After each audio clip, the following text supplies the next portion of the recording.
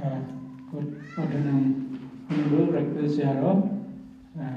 lecturers, academic graduate dean, and all our PhD and MA students for SSBU first academic years. This afternoon, now we are having meeting with our Rector and all academic together.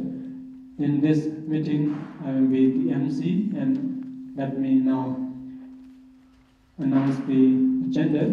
First is to recite Namo Tassa and open the ceremony and meeting. Second, introducing academic staff and SSB staff.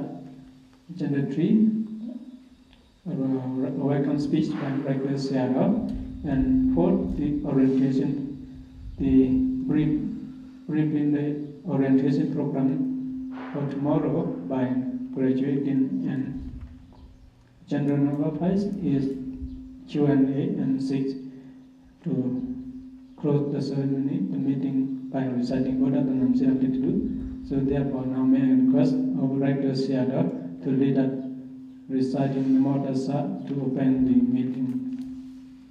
Namo Tassa Bhagavato Arahato Samma Sambuddhassa.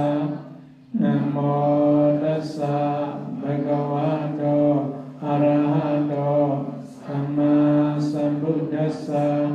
Namo Tassa Bhagavato Arahato Samma Sambuddhassa.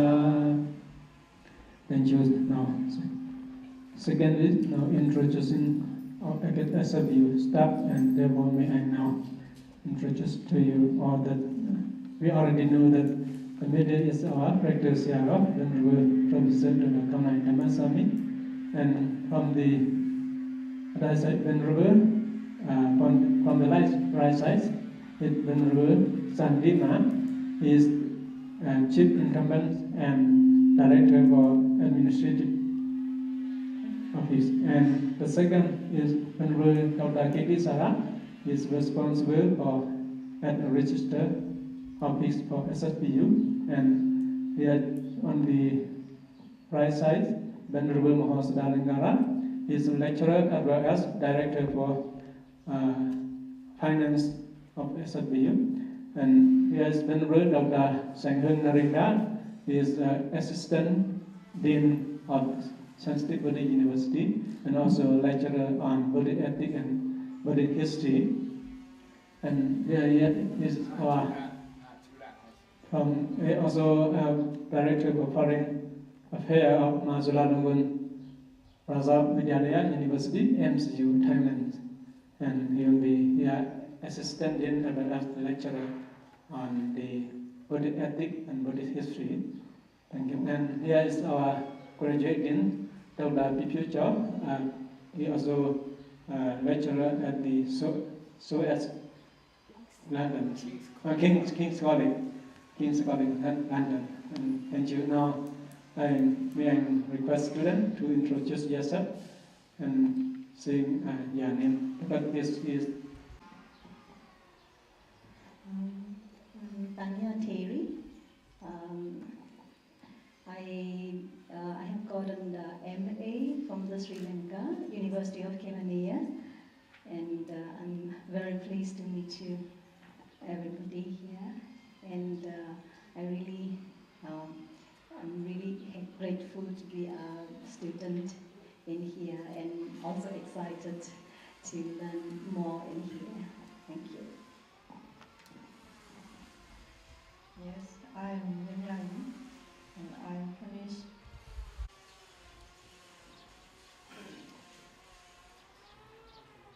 I have finished as another master's and MA from Sri Lanka. Now I'm studying 1 year MA program. Thank you, sir. My name is Opasa. I finished MA 1 year from Sri Lanka. Now I'm very grateful to study MA first year in SSBU in Shan.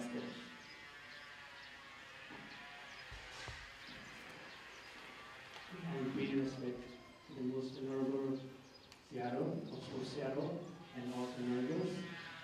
And my name is Jolika. I'm from Myanmar, especially from the Buddhist University. I'm joined here for 1 year MA course, MA programs. Thank you very much. Good afternoon, most venerable Seattle Dhammasami and venerable Sangha members here, and all my teachers, and, my friends, Dhamma friends here. My name is Bhikkhu Pinyadipa from Malaysia. I just graduated a Master of Buddhist Studies from University of Hong Kong last year. Okay, now I'm here for a 1 year MD program. Thank you.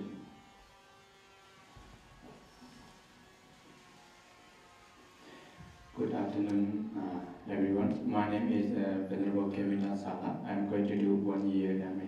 Thank you. Good afternoon, most venerables. I'm Soy Mon. I'm from Yangon. My first degree is BA English from Yangon University, and then BSc Accounting and Finance from London University. And I also got my master's degree in Public Administration from Yangon Institute of Economics. And I am here to do 1 year MA program at this SSBU. I'm very grateful to meet you all. Good afternoon, my name is Nan Shuija, and I got MA English in Netherlands, and I am here to study 1 year MA, and I'm so thank you to Sierra to give me a chance.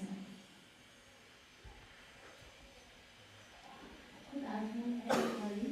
I finished my Master of Science at Taunggyi University.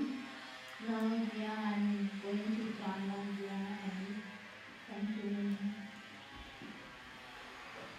Good afternoon, all venerables and all of my Dhamma sisters. My name is Nan Nongpe. I graduated my MA in Buddhist Studies from Mahachula, Thailand, and now I'm going to join 1 year MA here. Thank you. I'm Shubha Yeri from India. I've done MA in English Literature. A few courses in Vipassana Research Institute in Mumbai of Pali, and I've been studying Pali in Pune University for 3 years. I'm very happy to be in Thailand in this university. Good afternoon, everybody, including Honorable Sarto. My name is Sando Bada. I come from Rakhine State Institute. I've got Bachelor of Agricultural Science degree. Now I joined here for the 2 year MBA course. I thank you, Honorable Seattle, for giving me a chance. Thank you very much.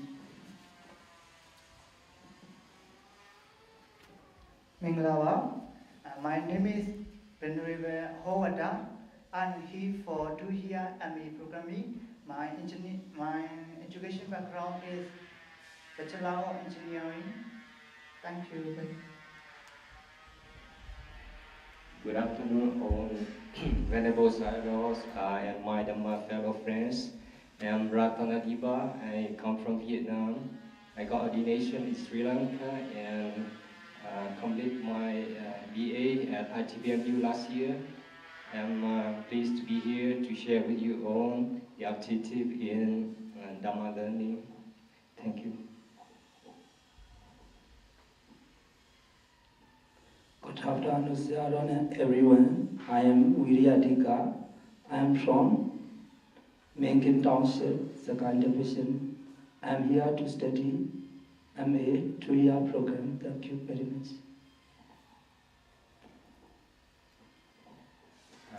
First, I'd like to thank you, the Seattle and the teachers who picked me from in the entrance exam, because I don't think I didn't do well in the exam. It's my honor to meet you all here in this event. My name is Unando Bansa. I came from Yangon. I got a bachelor degree from Marigal School in Yangon. And I'm going to join a 2-year course here. Thank you. President, may I respect our Dr. Shan and teaching staff and all my dear classmates. My name is Vijita Shala. I came from Kuning Township in Shan State. I completed my BA in philosophy from Chulalongkorn University. Now I am very happy to join the master 2-year program here in SSBU. Thank you. Good afternoon to the most venerable Seattle and all Dhamma brothers and sisters. My name is Venerable Kimasara. I was a graduated Bachelor of Psychology in Mandalay, 2002. That's my education background. Thank you. We have respect to our shadow, and I want to say good afternoon, all of my friends. I'm Venerable Bandisa. I come from Seaside Township, Southern Shan State. I guess finished Sasana Dekashira Dhammasami BA Buddhism from State Creative Sasana University in Yangon. Thank you. I'm very happy and blessed to know you all from your name as well in your background. Now, for that agenda is a welcome speech by Rector Shan. Therefore, we respectfully request Venerable Shan to deliver a welcome speech.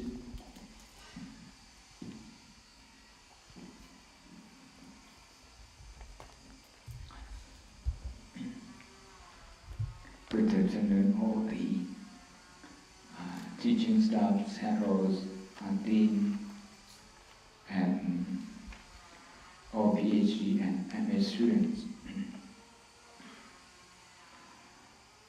I'd like to welcome all of you to SSBU to be part of community of learning. When I say community of learning, I indicate the approach we are following. We are following student-centered learning. That means we all learn together. That's the method. The teacher-centered learning, it has been found in many studies, in humanities, in scientific studies, also in neurological studies. Teacher-centered learning is less effective. If you have 10 students in 1 year, learning, if only the teacher is giving out information. If students don't need to go and look for information by themselves in the library,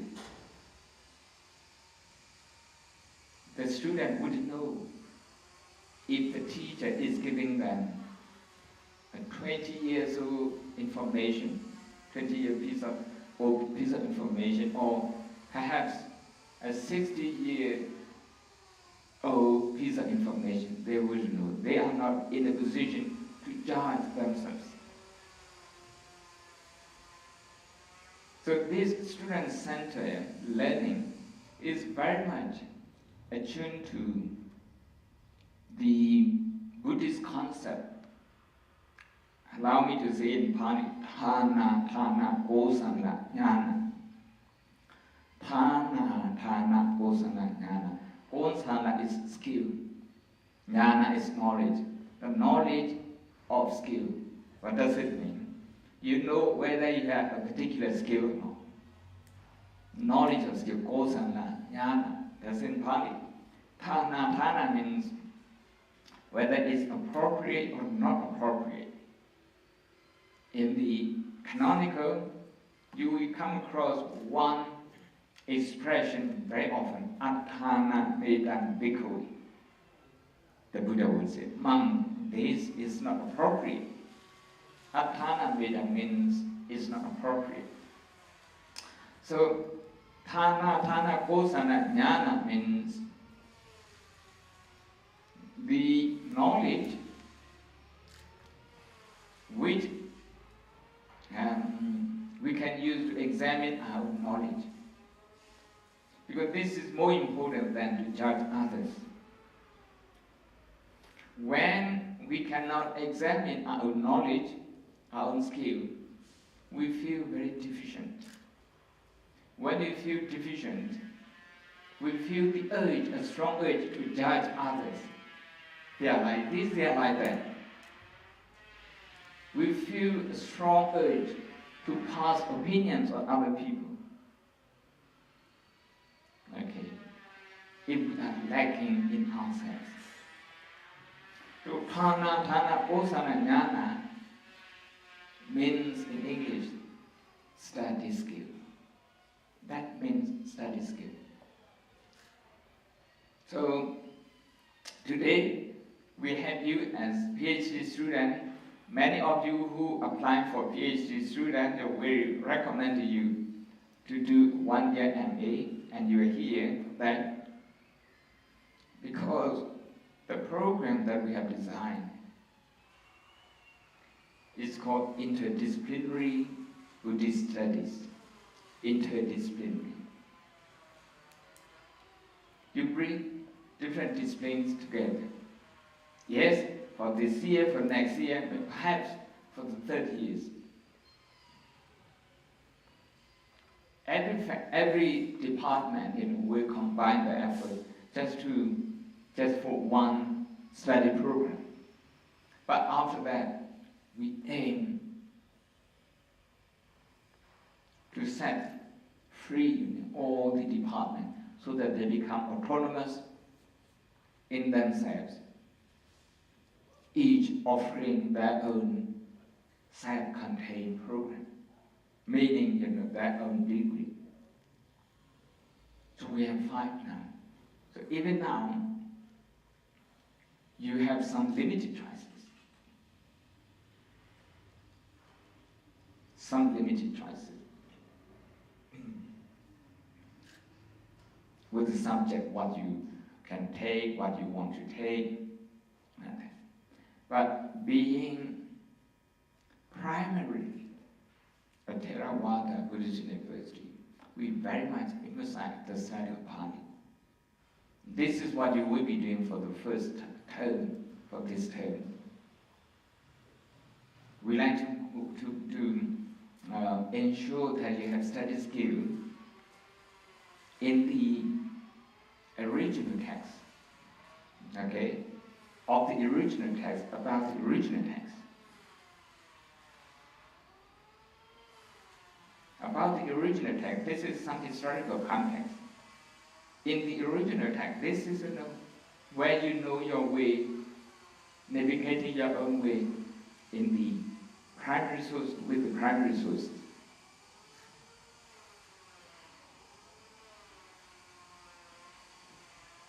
The first term is only, it's 11 weeks or 12 weeks? Teaching is 9, Yeah. 9, but it seems that we might have additional weeks. So the most is about 2.5 months, is about 10 weeks. The time will pass very quickly, especially if you are to focus your effort, as we do, to study Pali as we do in the West. Dr. Alex, who is not here today, Mrs. Schubert knows him well, and some of you have met him at the interview. So he has a PhD in Pali from Cambridge University. It is a long line of, the famous Professor K.R. Norman. And Professor K.R. Norman is the teacher of my teacher, Professor Richard Gombrich. So we come from that line. Dr. DPhil Kyaw has also studied partly with Prof. Rector at Oxford. But what I'm trying to say is that we don't really mind if you know just about 10 pages worth of information. We don't really mind if you know 100 pages worth information. But one thing, the top of qualification that we wish to have is the skill, how you get this information. Whether you have independent study, whether you rely, on your independent thinking, whether you are using this information logically. This is what we are concerned with.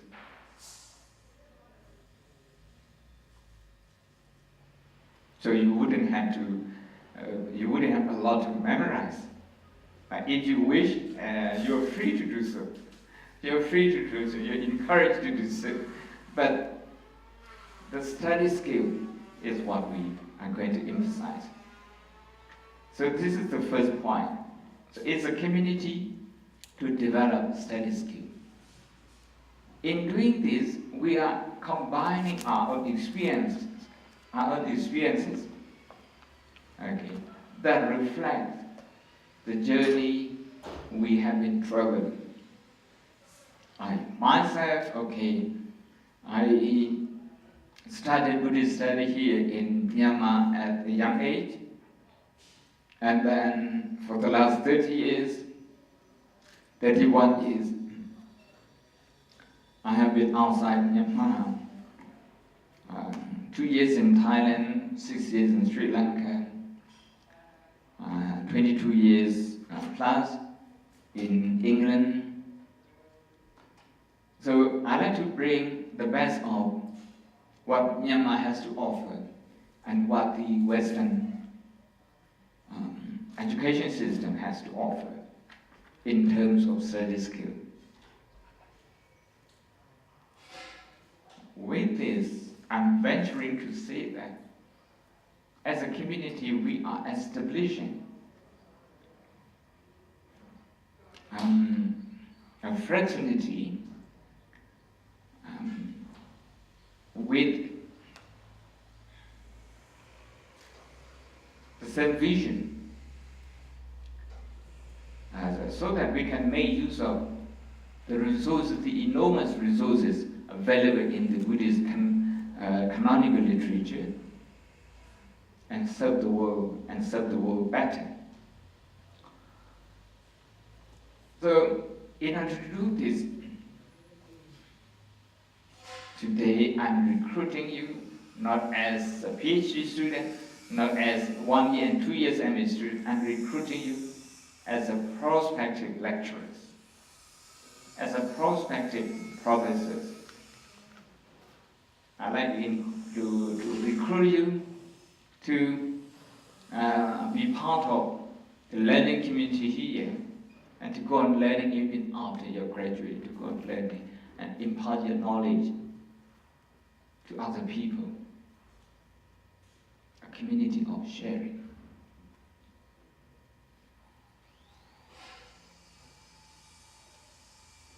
Beyond this, beyond SSBU, we have connection in a few other countries. I have been privileged in the last 11 years first to have founded together with Sidiku Siaro in this country and the rector, the most venerable rector of my Rajvidyalaya University, the chairman of the Buddhist Association of China, Venerable Professor Geshe Samten from Tibet in higher study of Saranath, a senior assistant to His Holiness the Dalai Lama. with them, okay, we founded the International Association of Buddhist Universities. And for the last 11 years since its founding, I have been serving as its executive secretary. So we do have people, we do have scholars at universities who know us and who are willing to give a hand. We are also, actually, we have also been doing some bit what we can, for their work. So in other words, our community is more than what we sit here around this table, around this circle is more than this. So I want you to imagine. So we are setting up this university not because we want to compete with anyone, not because we want to show something. So let's put the word off, show something, but rather because we really admire those who take a lot of trouble establishing Buddhist university, starting from Nalanda University, Vikrama, Sila, Otandarburi, those ancient Buddhist university, 600 or 700 years before Oxford and Cambridge. With the admiration that we get from them, and also what we get from many Buddhist universities in Myanmar, in Thailand, in Sri Lanka, in India, not to forget our brothers and sisters in Indonesia who work very hard, okay, against all odds. Knowing that they are working very hard gives us a lot of encouragement that we must also do our part. And for SSBU, today is the first. Today is the day that we actually start this. We have been training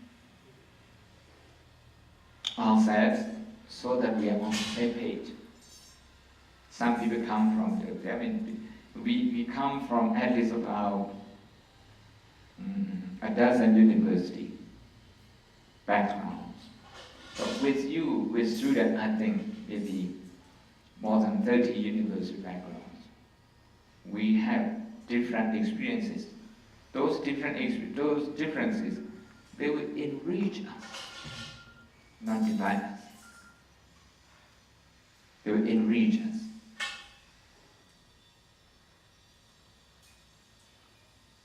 So that we can operate on the same page. We have done so far 6 teaching staff trainings. And we hope we are ready for this course. And so here we are. So remember, I'd like to emphasize to you again that we are here because we are here making all this effort, putting all this effort that we do because we admire those who have started before.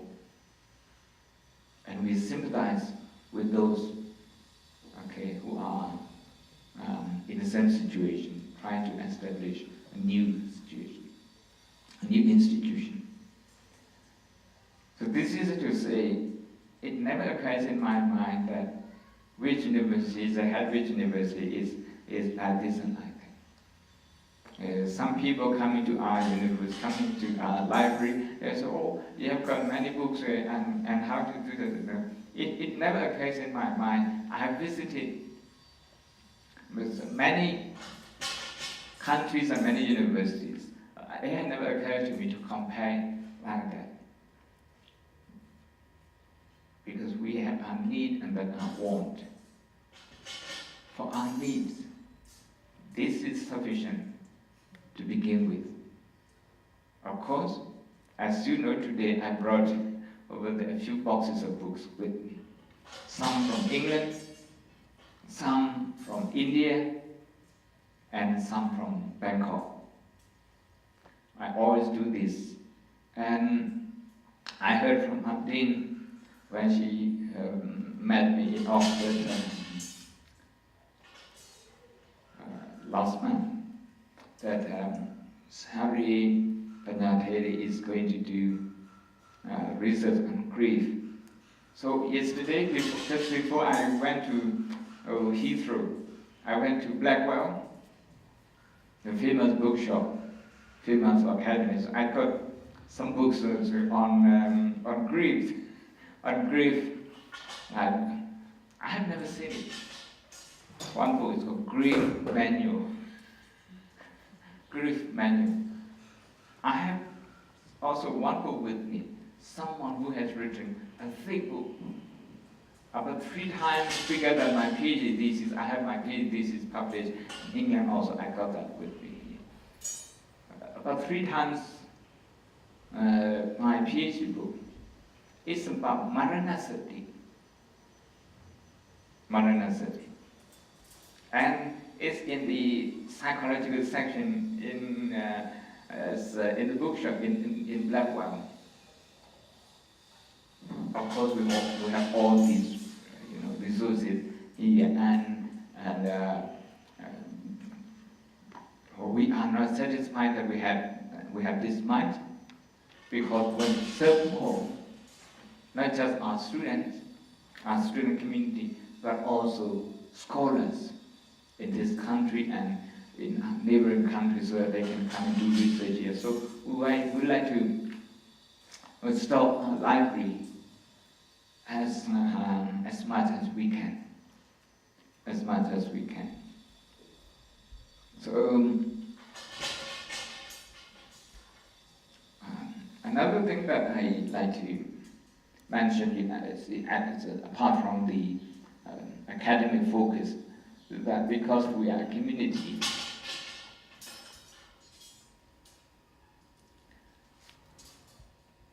we benefit a lot from being part of a community. We learn more from each other. This is why it's called a universe and a university.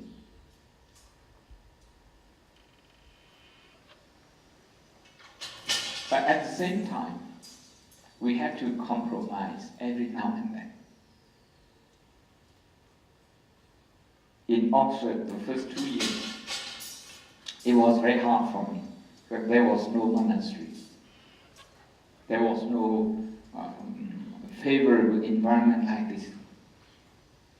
But I had to stay in a hostel, in a student hostel, PhD student hostel.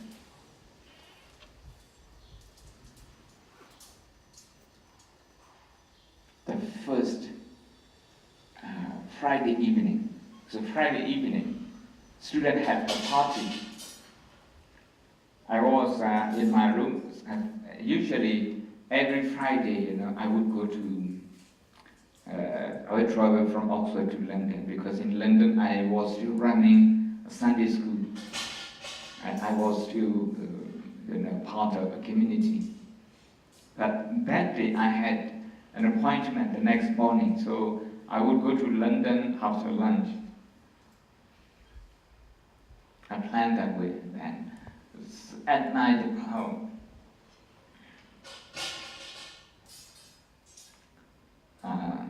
Maybe about 7:38 something. Somebody was knocking at my door. In one hand, he has a beer in his hand, a beer can in his hand. He didn't know that I was monk, but he looked at the freshers' name. He saw me missing. And the first thing, how are you mate? Why don't you join us? We are having a party out there. It was a shock for me. I have never stayed outside monastery. That was the first time. Then I explained him. Okay, before we monitor, I explained, please forgive me. My way of life is like this. I hope you don't mind.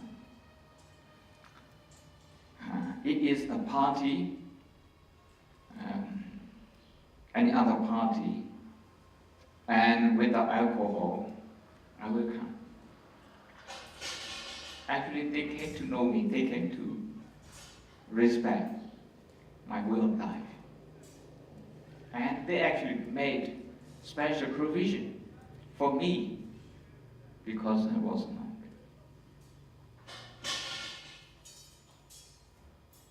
I had to explain and I had to kind of, and then at the dining hall, we had to pay.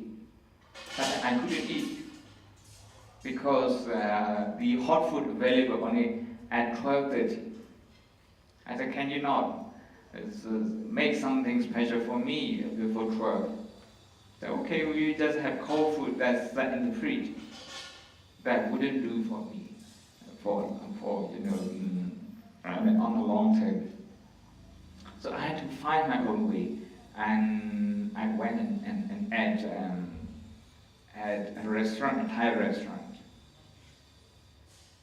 Every day, they came to know me and they offered me. So come here every day, so long as you're in Oxford. But I couldn't go anymore at some point. When you are very busy, you can't go.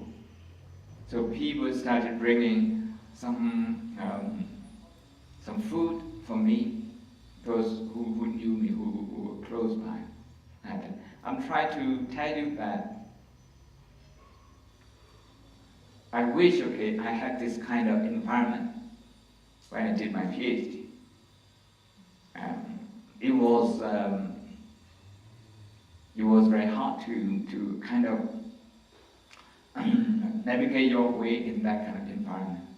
But because I try to feel, at least emotionally, as part of the community, appreciating that learning, their contribution to the world in terms of health, intellectual study, in many ways.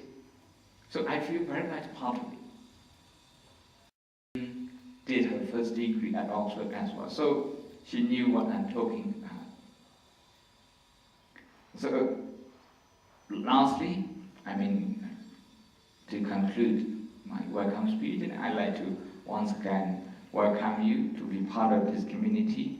I'd like to remind you again, you're here to train to become lecturers and professors. You can teach here after you finish your study, or you can teach anywhere else.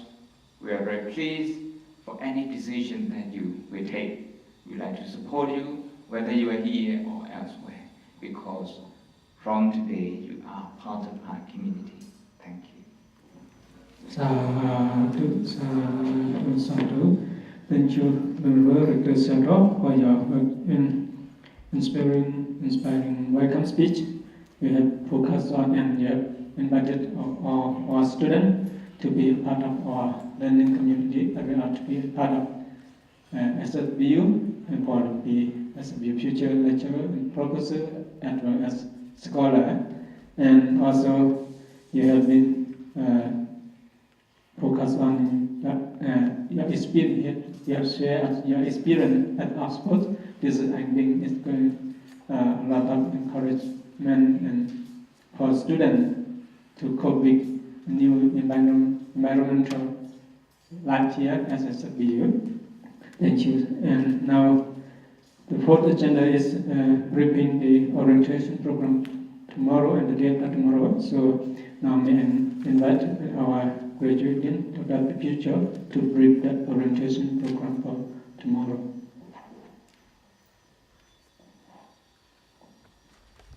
It's great that you all can come and join us at SSBU. So I'm very pleased to welcome you. I before we look at the program sheet, I would like to actually offer my personal apologies in terms of starting this program a little bit later than we initially planned. As Seattle said, we are actually establishing a new community, and if there's any kind of weaknesses and any other kind of things that we are lacking at SSBU, please could I ask you to bear with us. We are trying our best to make this community as efficient and as kind of productive as possible. So that's, I think we all have to kind of practice our own, Kanti Barami patience. So, and I really thank you for being patient with us. Another thing, so let's look at the program sheet. So since Seattle will be here until 9th of May. So what we have done is we, for the next, so on the 7th, 8th and 9th, all of the lectures and programs they are on kind of general topic. And it's about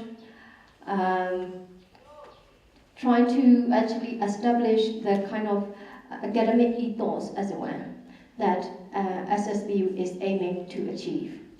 So by that I mean we're going to start with Seattle's inaugural lecture, but before that, tomorrow at 7 a.m. we will have an opening ceremony, perhaps a little bit chanting as well, to start off the academic year in a very auspicious way.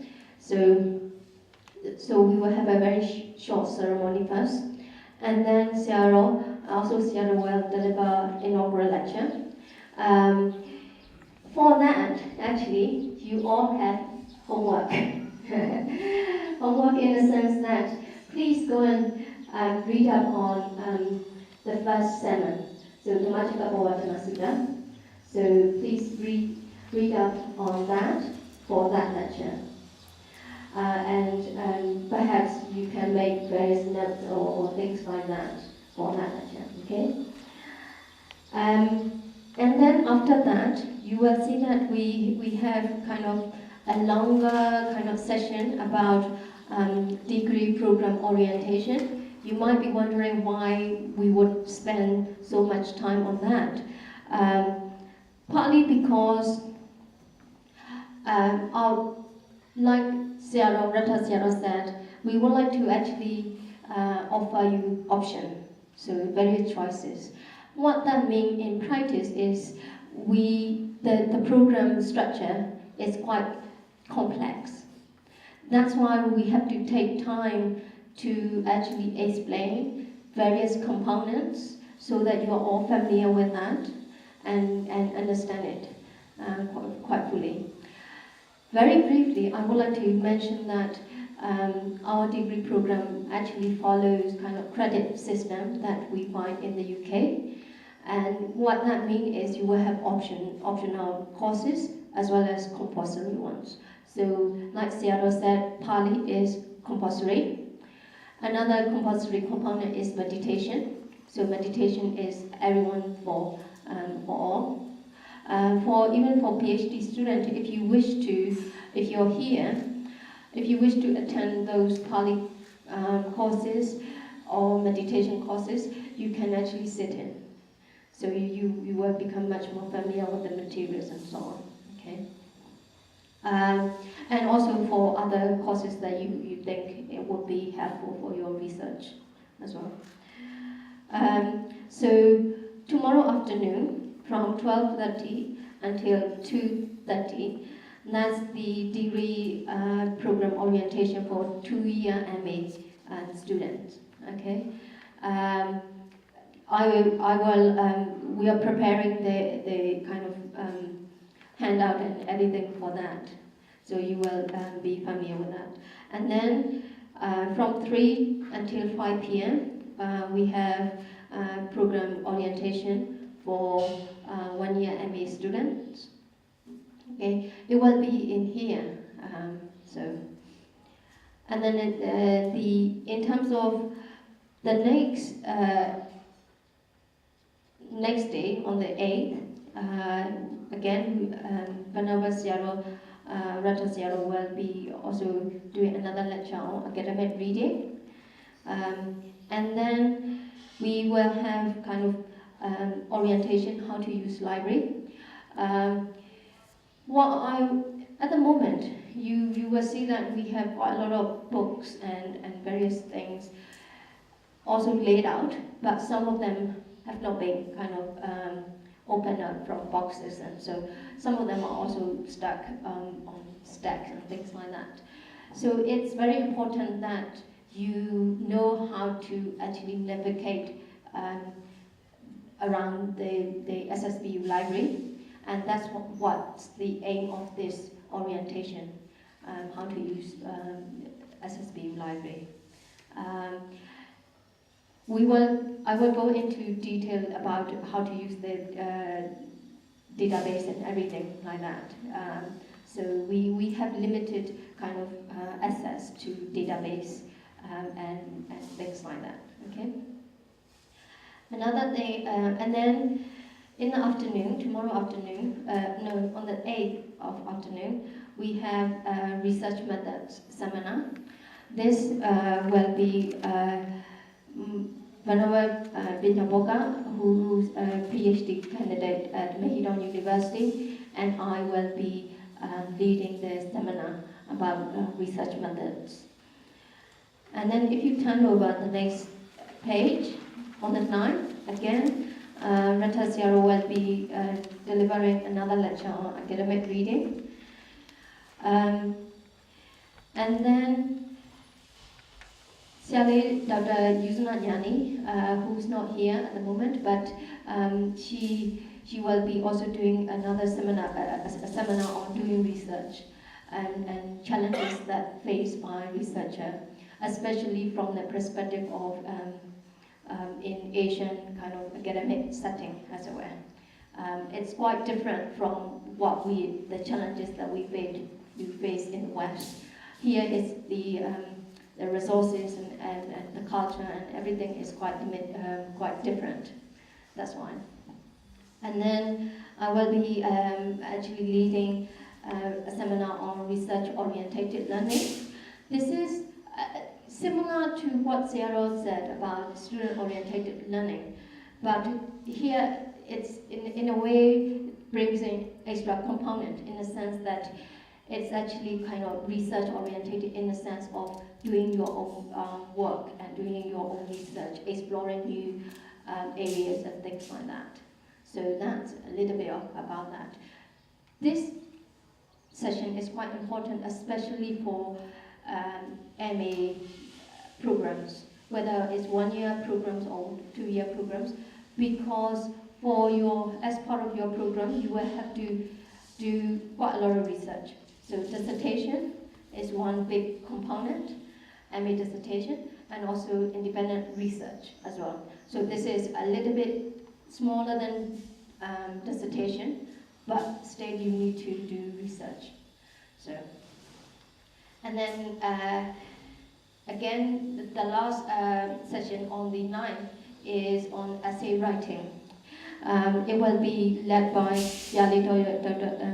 Dr. Yusuna Nyani, and me. I will actually lead the session.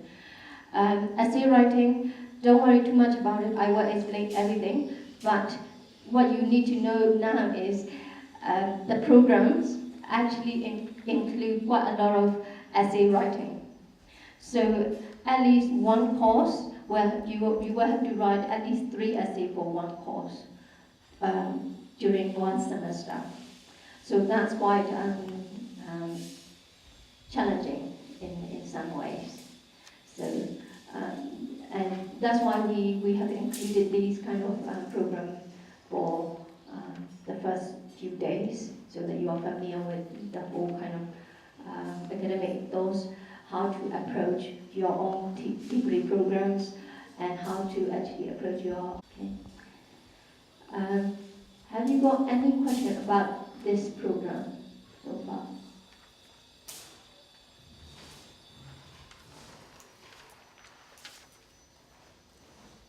Yeah.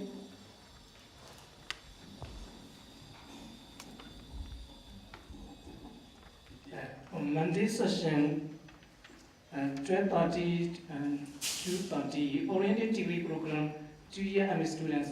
So students involved.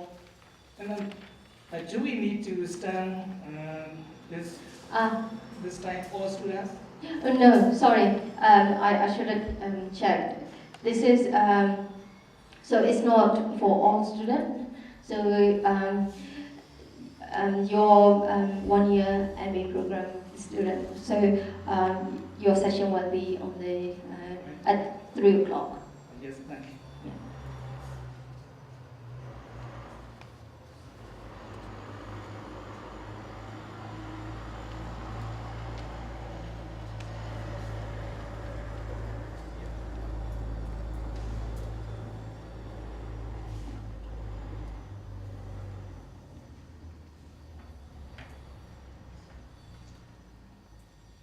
Any other? No? So I shall hand over to our Assistant Dean.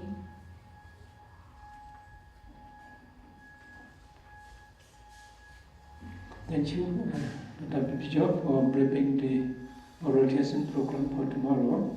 Now, agenda 5 is Q&A.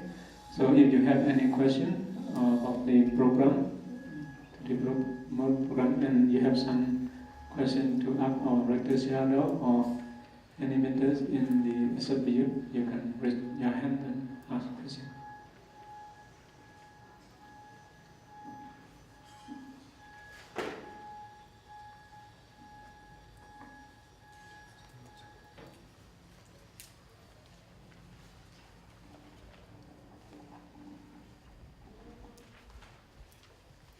I'm Jolika. I've introduced myself already. So I will ask one question. That sometimes we have special case. So when the seminar, we can take a leave. Meaning we can take a leave and to go to somewhere. We can take a walk.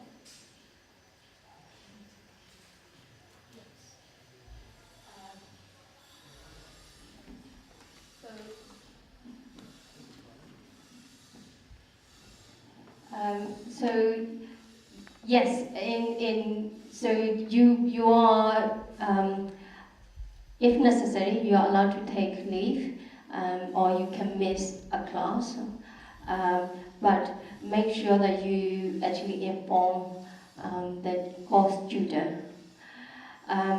But we encourage our students to actually have at least 80% of attendance, okay, on all courses. So every course you are expected to attend at least 80%.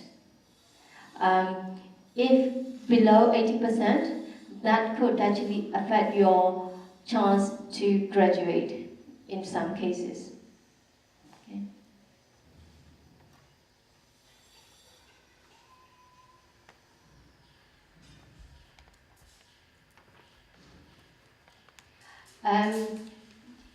What I will do is I will also talk about various kind of what we call mitigating circumstances where you might need to take leave, or when you become ill, or what happens when you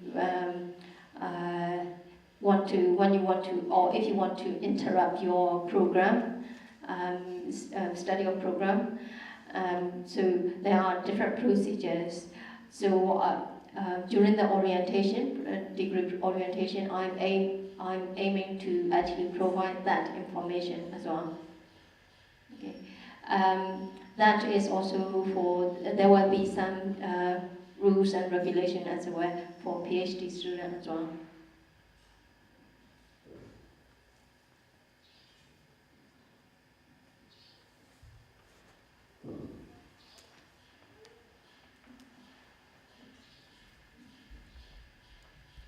Any more questions? Now it's time to conclude our meeting. You can have your question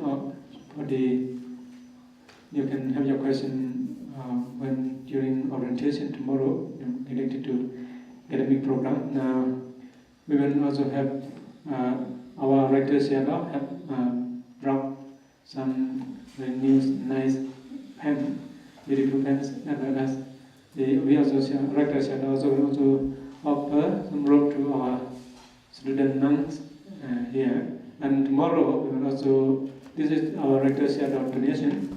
And tomorrow the devotees will also donating all Sangha here for rope purpose. Now, first I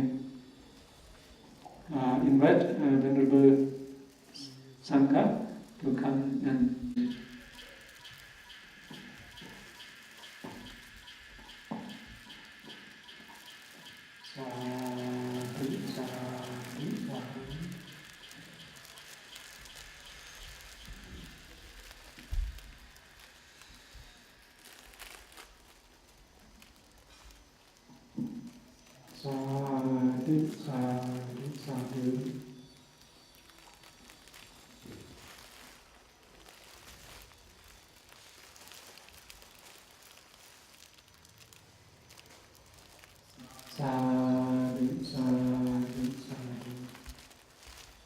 yeah, then all cue to get all the things. Yeah. Just take cue or can you have it or not can come and keep and to receive the donation.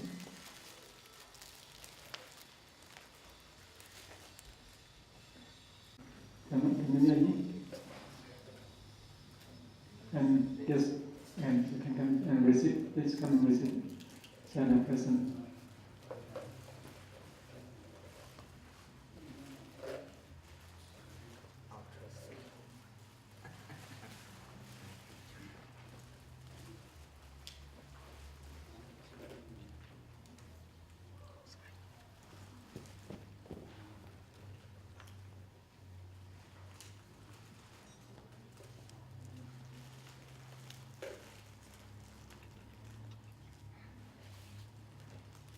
Thank you, Rector Shan, for your generosity and offer to our list student uniform if we have donor. Not uniform, rope. Okay, thank you all for the coming and joining this meeting. Now to conclude our meeting, and request all of you to recite Buddha Sasanam Siram Ditatu. Buddha Sasanam Siram Ditatu. Buddha Sasanam Siram Ditatu. Buddha Sasanam Siram Ditatu. Sadhu. I didn't already give you homework. Now I would like to suggest you go to the library and read on first sermon, Dhammasami Buddha Sutta. Thank you.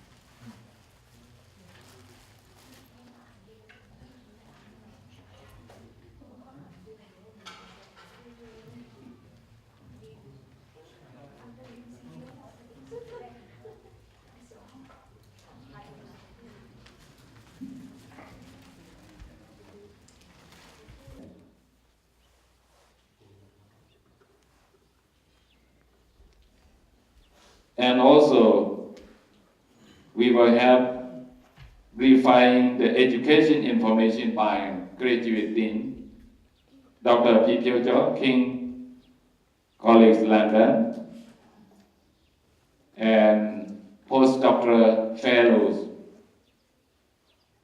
King College London.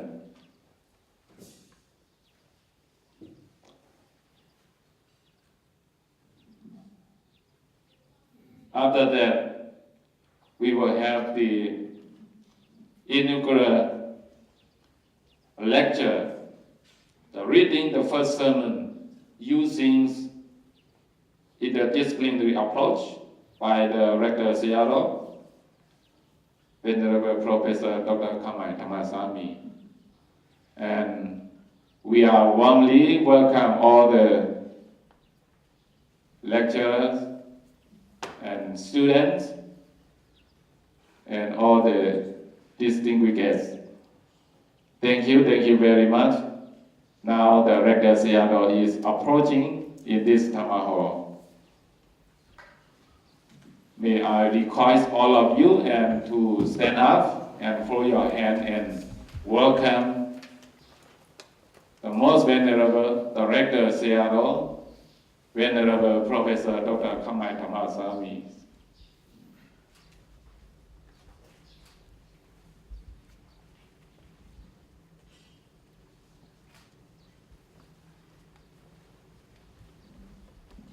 Now the two venerables, the landowner of Pyi Seattle and the Rector of SSBU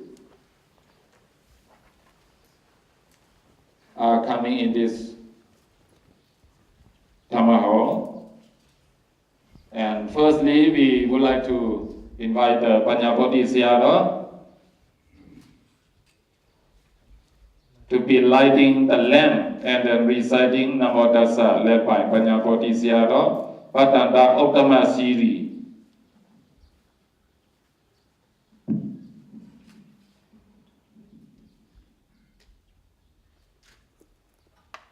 Seattle နေပြီးတော့ Namo Tassa 3 ကြိမ်ဒီဖတ်တဲ့ဆရာဖြစ်ပါလေဗျာဥဆောင်ပေးတော်မှာဗျာ Namo Tassa Bhagavato Arahato Samma Sambuddhassa Namo Tassa Bhagavato Arahato Samma Sambuddhassa Namo Tassa Bhagavato Arahato Samma Sambuddhassa. Thank you very much, the Venerable Patanda Dhammasami for leading us, lighting the lamp and reciting Namo Tassa. Venerable, move forward on the stage in front of the Buddha statues. We will kindly request all of you to be with us.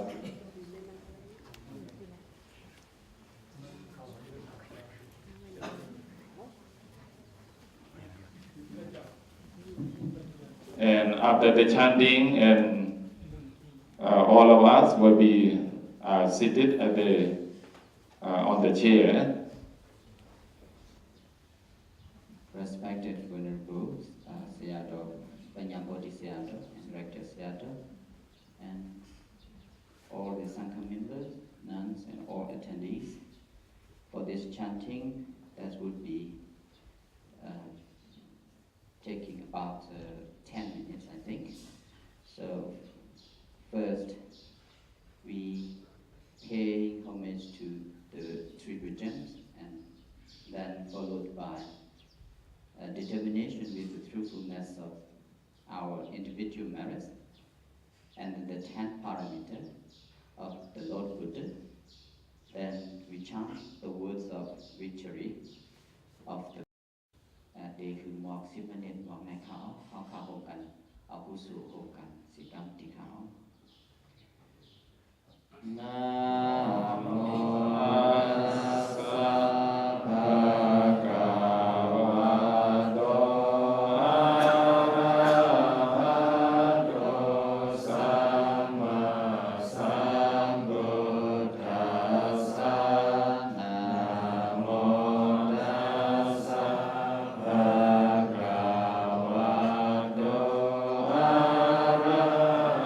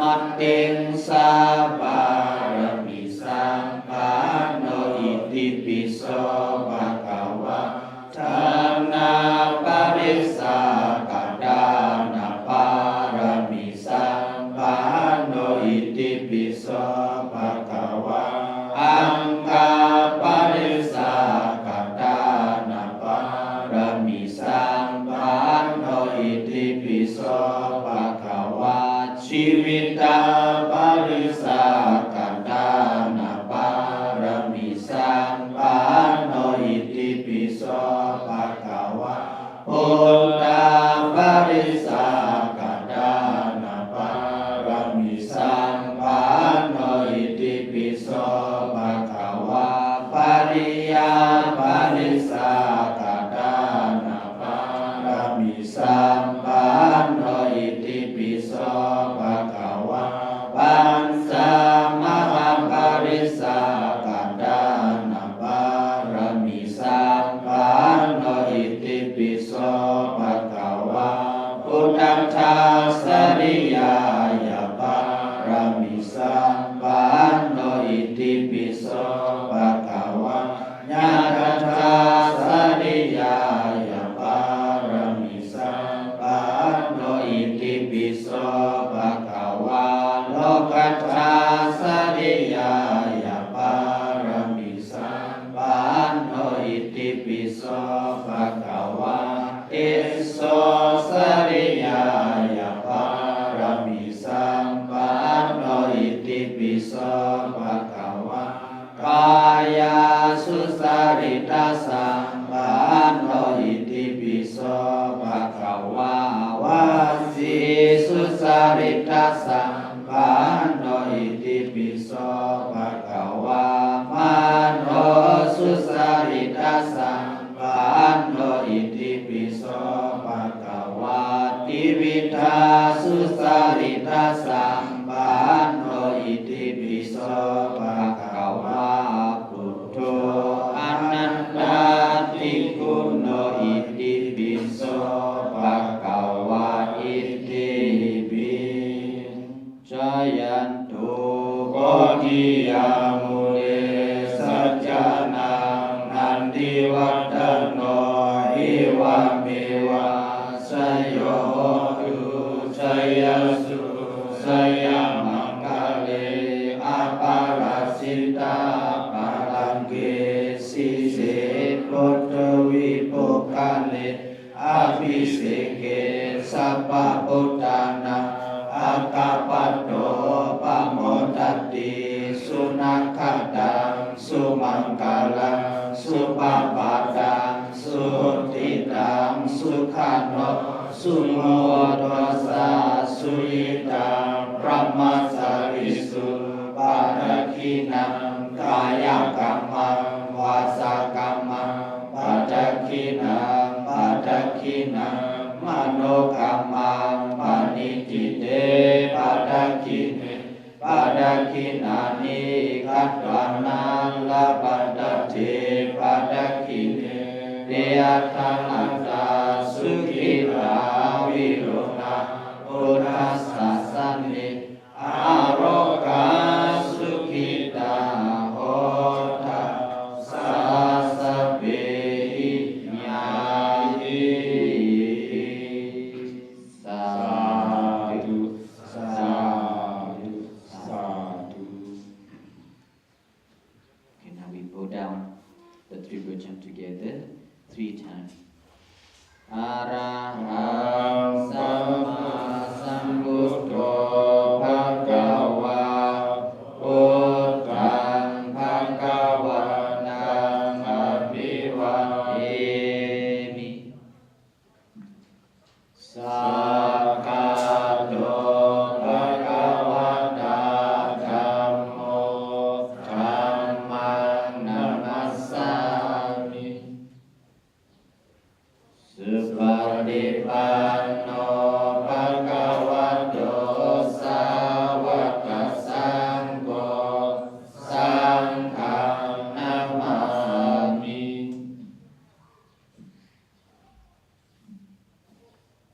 Okay, please take your seats back. Okay. Thank you very much, Venerable Vijita Vibala, Head Department of Theravada Buddhist Meditation and Chief Incumbents of SSBU for leading the peaceful chanting. And also thank you everyone for harmoniously joining us, the peaceful chanting that lead the minds flowing our mind peacefully. May I now request all the professors, CRO, and lecturer, students to be seated on the chair.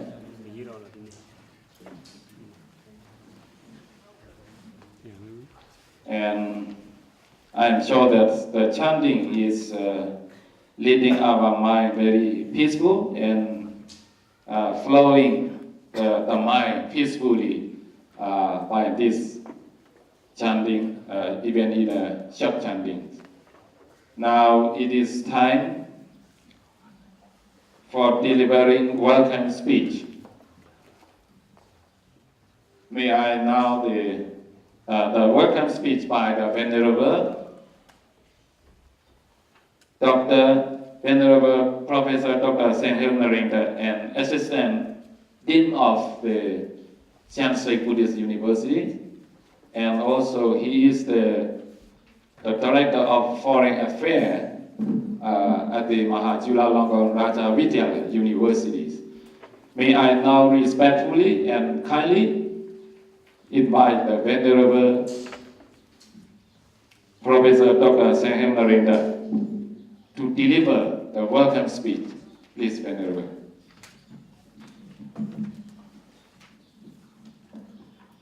Good Venerable, member of Mahasangha, and brother and sister in Dhamma. First of all, I would like to express my sincere thanks to you as a family member of SSBU for the gathering on the opening ceremony of orientation in this morning. Without your mental support and encouragement of SSBU won't be success like today. SSBU at the Buddhist Learning Center for Buddhist Study at the private institutes. As you aware, SSBU look like a baby born just yesterday. So all of staff members and master and PhD candidate students feel exciting.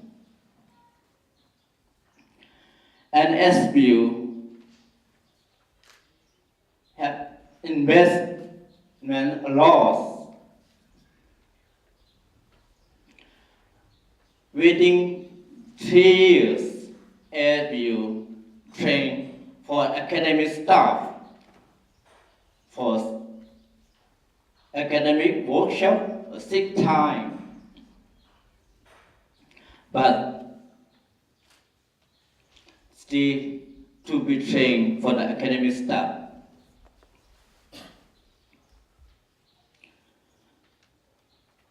When we look at for the networking, SSBU have the networking such as Thailand and Sri Lanka and other Buddhist countries. We have networking. Not only in overseas, from the local Buddhist institutes, we have the networking.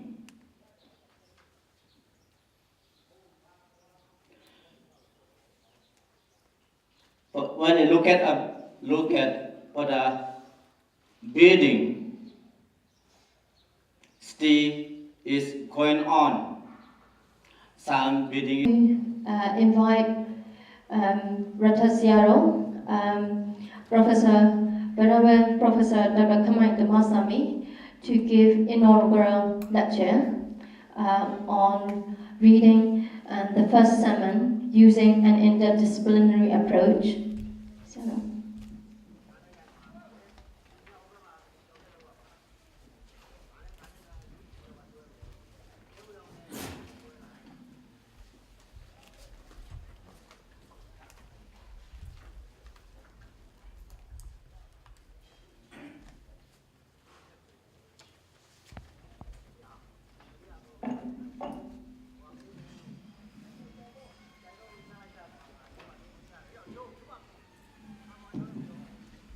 สากดังบันเดสากดังอาวุโส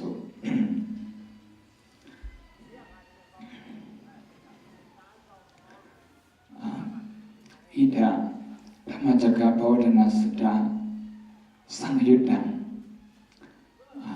สังธารกตังอังคติสามิธรรมจักรพรรณสุตาสัมมาสัมพุทธัสสะปฐมเทศนาตัสมินสุตติ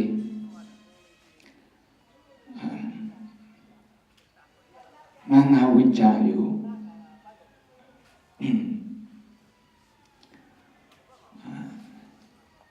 นานาโลกียวิจานานาโลกียวิจิสุบาหุปันติตานานาวิธานินานาวิธานิ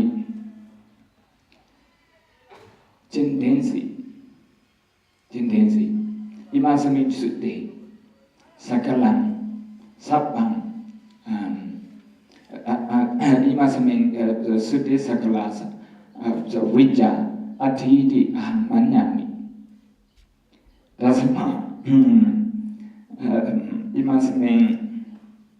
imasami kale imasami Dhammacakka Bodhana Sutte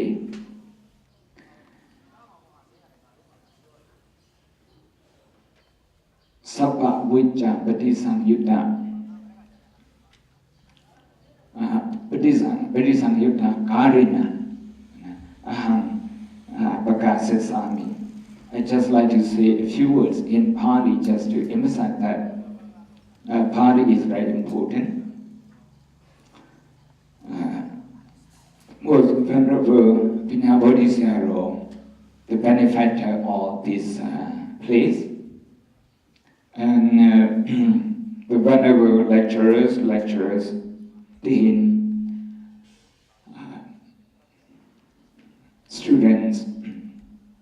This morning, I have chosen to speak about the Dhammacakka Bodhana Sutta, to read the Dhammacakka Bodhana Sutta in interdisciplinary approach. Dhammacakka Bodhana Sutta, this is because it's the Buddha's first lecture, more than 2,600 years ago. Interdisciplinary approach, because I think the philosophy in different disciplines today, may it be physics, may it be economics, may it be medical studies, humanities, I think all those philosophies, they are embedded in this Dhammacakka Bodhana philosophy.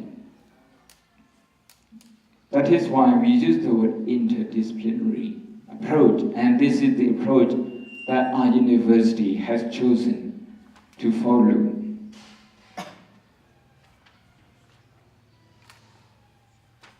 In the Dhammacakka Bodhana Sutta, the Buddha repeated 12 times, Jakkhum Uddapati, Jnanam Uddapati, Panya Uddapati, Vijja Uddapati, Aloko Uddapati. Some people like Max Weber who like to distinguish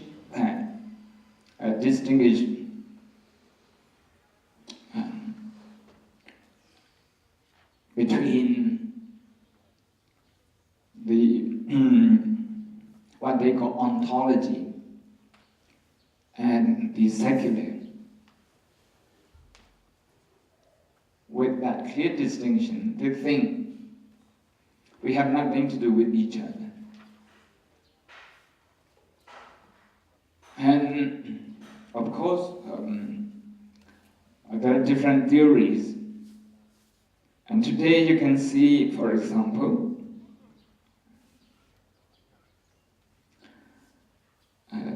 just one little book. This is from Harvard Business Review Press. Emotional Intelligence, Mindfulness. This is just a review of many researches undertaken by people from different fields, from different disciplines, from cognitive psychology, clinical psychology, to biology, to physics, to business studies, to humanities. It's just one of those summaries to tell us the kind of research that Buddhism is about, the Dhamma is about.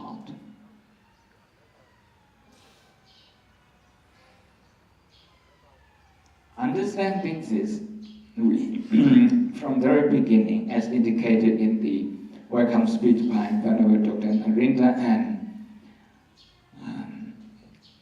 Dean Dr. DPhil, that the approach, the interdisciplinary approach chosen and adopted here as a practice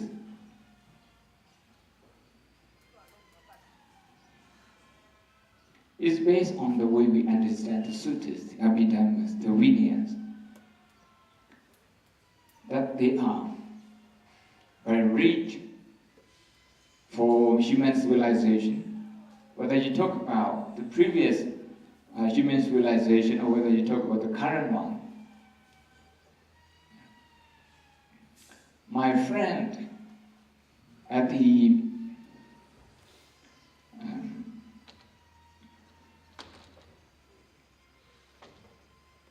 museum at Oxford University, he specializes in Quines study. I invited him once to Citigo International Buddhist University to ask him to present some of his findings. He showed us, some of the Quines in the early Buddhist kingdoms in Afghanistan, in Pakistan, in what is now Pakistan, and also some part of India. You can see the Dhammacakkappavattana Sutta, or the turning of the wheel, imprinted on the coin. You can see that the thinking of the Buddha was influencing some people who rule the country. This is despite some of the claim, like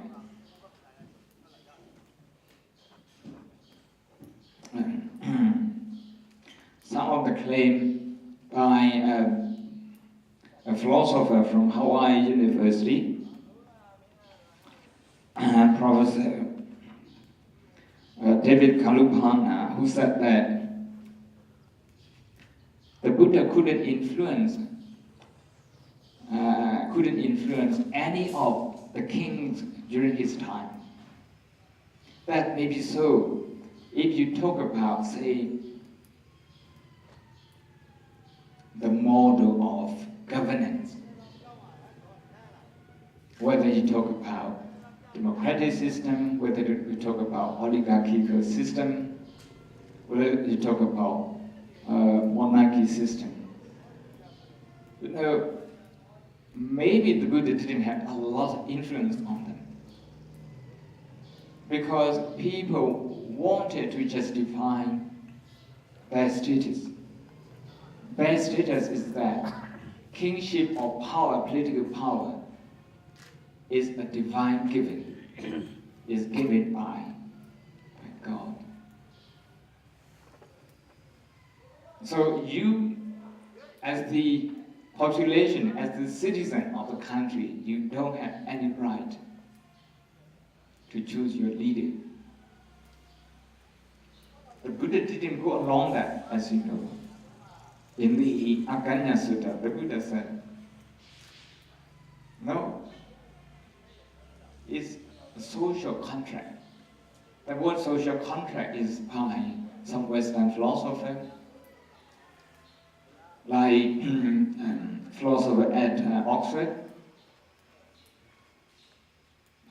Rousseau, and I think another one, maybe Hobbes. You know, they advance social contract philosophy. Social contract is a contract between the ruler and the ruled, the citizen. Okay. As a citizen, as a member of the society, I need security. I need the security that people will not damage my property, that I can go wherever I want peacefully without being harmed, without being disturbed by anyone. And if I grow a certain crop, I want that to be respected by other people as my property and not disturbed. What this means is that, okay, we elect someone to take this responsibility, okay, this responsibility of harmonizing the society, ensuring the security, ensuring, of course, as things progress, also the distribution of wealth among the people. But we elect him. The word elected, a person elected, is used here. President is called Sammata. Sammata is from that particular sutta. It's called Mahasammata. It's someone great because he's going to take this responsibility and he is therefore elected to serve the people. Mahasammata. In turn, the people, they do their part. That this person will not have to grow his food. Instead, we will feed him. So we pay him some taxes, some duty. You see, it's a contract between the ruled and the ruler. It's far from divine given authority. This concept, which rejects Almighty Creator God, is the very basis of the Dhamma. You can talk about meditation. You can talk about why we do when we go about our life. When we pursue what we have chosen. This is because we think we can do it. We don't need someone to come and bless us. We can do this out of our own effort. So, the Dhammacakkappavattana Sutta, as you can see, but here, before I briefly talk about the Pali version of the Dhammacakkappavattana Sutta, I'd like to tell you what you already know. In Theravada Buddhism, we believe the turning of the Dhamma wheel takes place on once and once only. And the version that we have, the teaching on the Four Noble Truths, is the complete one. It's complete to the extent that it can encompass, it can embrace all the philosophies that come afterward. But Mahayana Buddhism has a different or perhaps an extended view That is the second turning of the Dhamma's wheel, second turning. In the second turning, the Buddha taught shunyata, emptiness. At the end came, after that, Vajrayana Buddhism, what is popularly known as Tibetan Buddhism nowadays. They say, no, not just the second, but the third also, the third turning of the Dhamma's wheel. At the third turning, the Buddha taught Tantra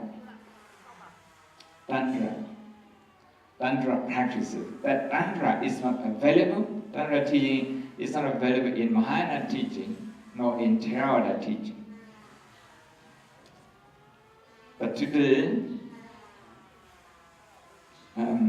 with respect to all the Mahayana and Vajrayana scholars, I'm focusing on just Theravada version of the Dhammacakkappavattana Sutta. I say with all due respect to my brother and sister from Mahayana and Vajrayana school, I say this consciously because for the last 7 years, we have worked together, and we have produced one book. It's called Common Buddhist Text. It was based at Mahachakalongkorn University in Thailand. We have scholars from 10 countries working together, East and West, Theravada, Mahayana, and Vajrayana. We say, some people say Mahayana first, and then Theravada and Vajrayana say MTV. It's not television, it's 3 schools of Buddhism. And we have produced one book together, extracting from our canonical text. And that book is available in our library. I had the privilege of chairing a compilation committee. So I have learned a lot from them. We have differences, but we didn't use the word differences, like Dean did earlier. We used the word the richness. Because the Buddhist tradition is very rich. So we would like to celebrate our richness, and we also would like to demonstrate our commonality. Because those 2 points were the thing we focused on. So today, with them in mind, I'd like to focus the Theravada part, which I'm more familiar with.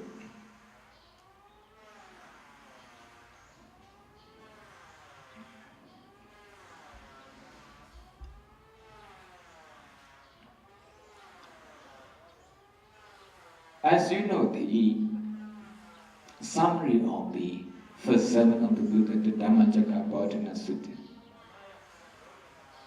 is the Four Noble Truths.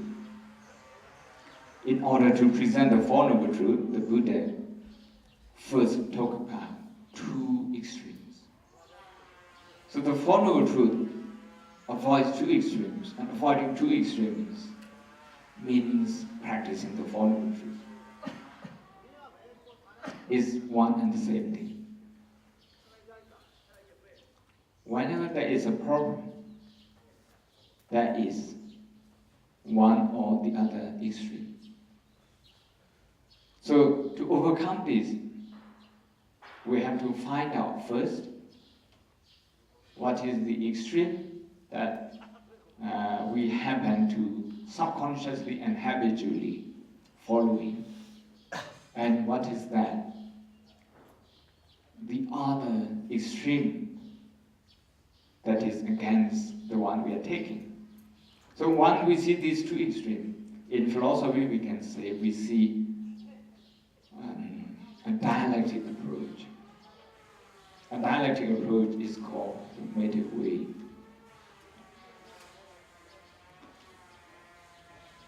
The heart of the Four Noble Truths is about accepting that problem exists here and now. They always exist.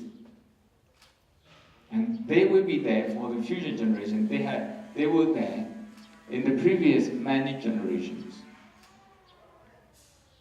So living our life is about making sense of those problems, those obstacles that we face on a daily basis.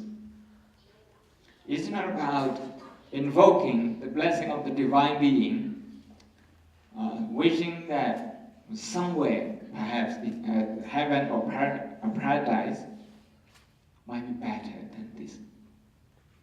We call this ignorance. Charles Darwin said this is a flight mood, fight and flight. And this is a flight mood. So the Buddhist approach in the Four Noble Truths is to face problems head on. So in meditation, what we do is when we have wandering mind, we consider this as a problem, something difficult to bear with, or entirely dukkha. And what we do is, we try to understand this. Pankho Panidan Dukkham Arya Sajjam Parindiya. This is something that can be understood and should be understood, had to be understood. Once we accept that the problem is there, on this basis, now we go on investigating as if a doctor or a team of medical professionals do examination about your illness. But first and foremost, acceptance that there is illness on your part is very important. Actually, it's vital.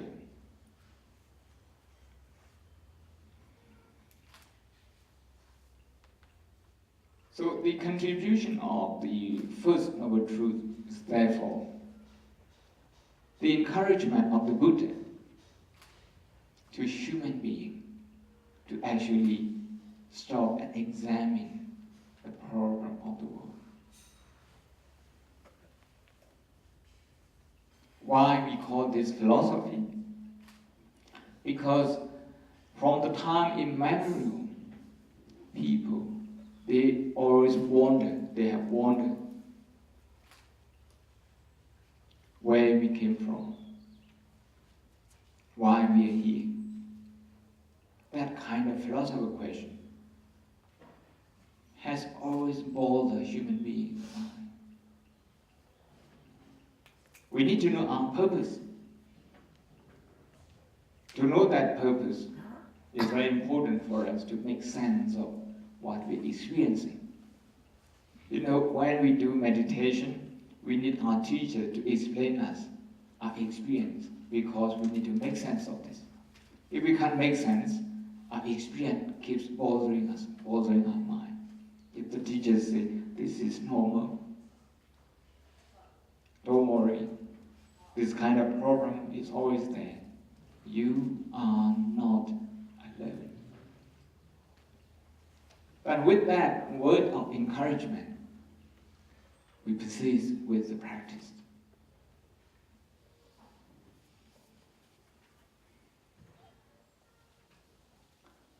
So acceptance.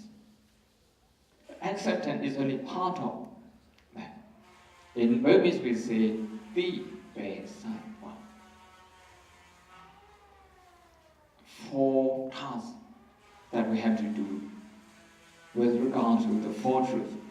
The first one is to understand, the second one is to remove, the third one is to attain, the last one is to cultivate. The bedside one. We breathe just 4 words. It's okay to say in Burma, in Myanmar, 4 words, not in English. If you say 4 words, that's very bad. That means something swearing in English. Okay, so you don't use the expression 4 words. Okay.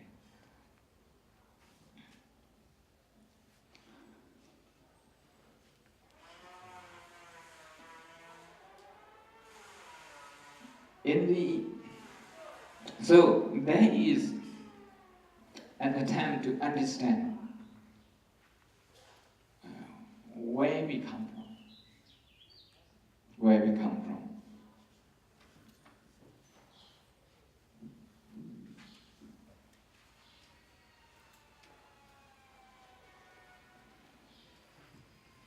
I'd like to quote Professor Kalupana from Howard University, The Wheel of Morals, Dhammacakka. This is his lecture. It contains a few chapters. There is one Indian professor from USA who has given a lecture, even his book is thicker than this, also on the Dhammacakka. But Indian scholar has also given a series of lectures on the Dhammapada. We have all of them in the library. I like to quote the philosophical foundation of the wheel, because the wheel is the symbol, which I will come back to a little while later. I quote, this is from page 23, the significance of these terms, the terms Paticca Samuppanna and Paticca Samuppada. The significance of this term is that they refer to the effect that has arisen based on a condition of a set of conditions experienced as being prior.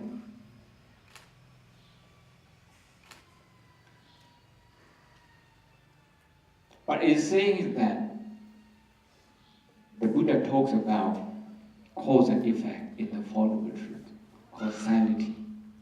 So when we ask, where do we come from?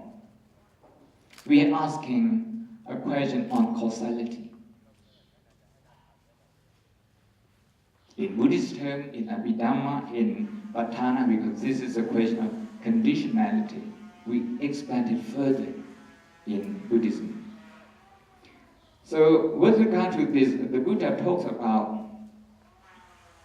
the general foundation of the causal principle. As you know in the Pali text, Imasami sati idang hoti, Imasami asati idang hoti. When that exists, this comes to be. On the arising of that, this arises. When that does not exist, this does not come into being, come to be.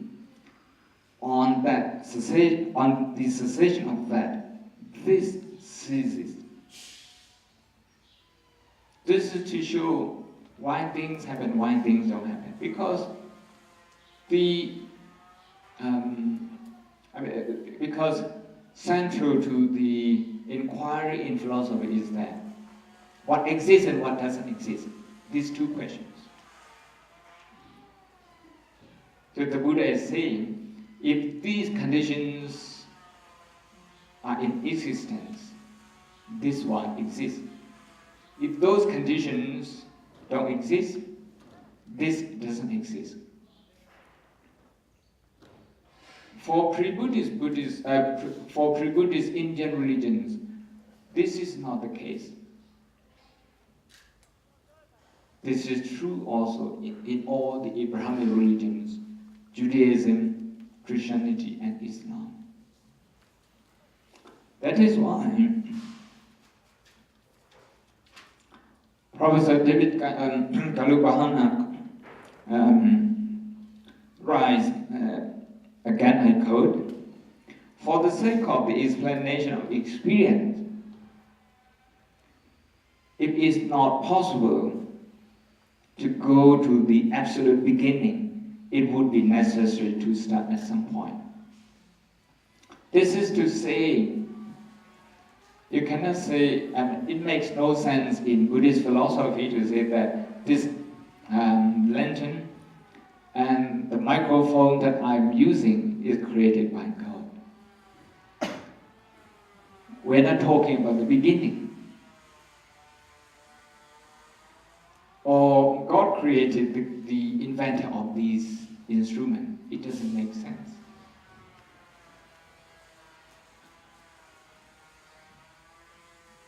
we are, as a human, we are not in a position to retrace back. Our memory is not that good. But we actually can understand our past and project back to the future if we, and only if we understand the present moment. So the present moment is called experience. Experience. That's what we focus on in meditation. We focus on the present moment. And with that, we can extend our insight, our reach to the past, and perhaps also to the future.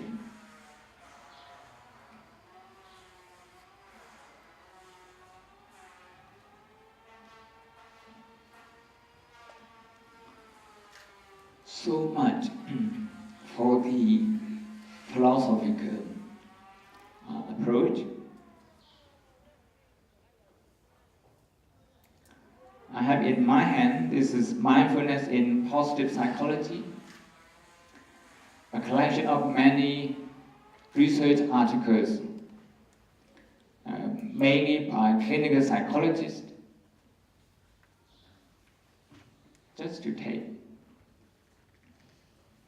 just to examine one component of the Eightfold Path, that is mindfulness or Dhammasami, and how that can be applied in clinical context.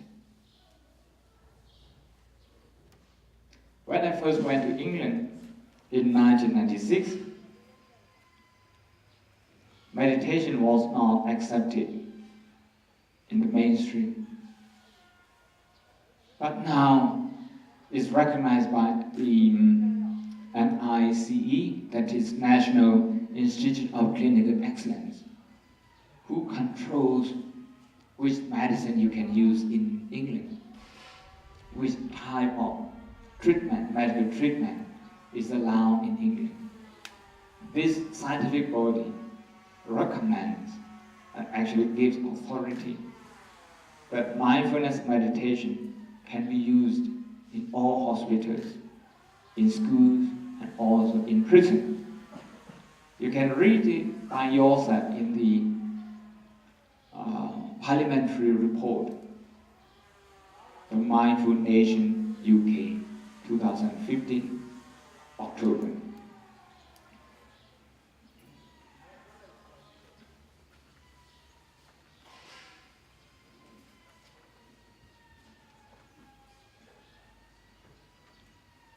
More than that, of course, you have, apart from the clinical psychologists, you also have academics in psychology working on something like this book, the original Buddhist psychology, what the Abhidhamma tells us about how we think, feel, and experience life.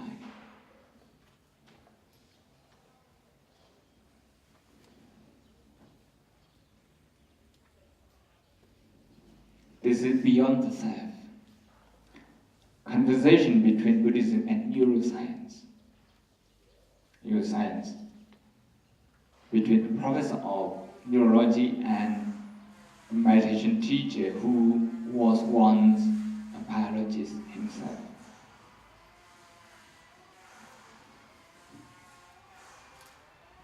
You can also see acceptance taught in the first sermon leads people to train their mind, to improve themselves, even with regard to something terrifying, such as death, the experience of death. If we examine fear, what we fear about, where fear comes from, if we examine this, if we contemplate on this, in the scripture we call this Maranasati, mindfulness on death. If we do this, this will enhance how we live our life. You can see one book, The 5 Invitations. This is a Buddhist meditation teacher writing this book, a big book. I just got it the other day I haven't read this. A forward is by a medical practitioners. So something that people don't talk about.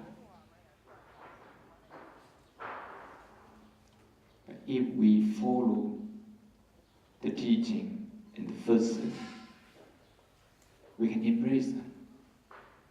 And those fears, they will have no power to influence us anymore. And this will be a big change. Of course, there are many other studies on this. One of them is by my friend, Prof. Dhammasami. These are a collection of lectures that he gave at a conference at International Theravada Buddhist Mission University. Emotion and the body in Buddhist contemplative practice and mindfulness-based therapy.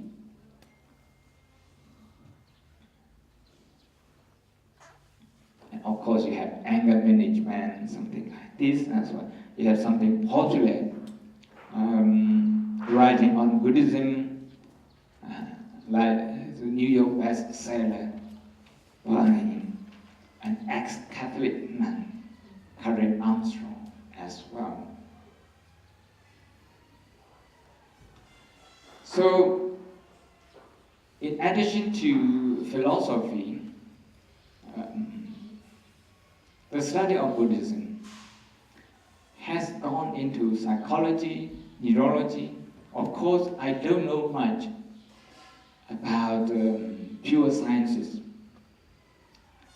but in 2012, at the examination school of Oxford University, a team of physicists from France, they work on the causality, Paticcasamuppada in Theravada Buddhism, Madhyamaka in Mahayana Buddhism. They work on that and quantum physics.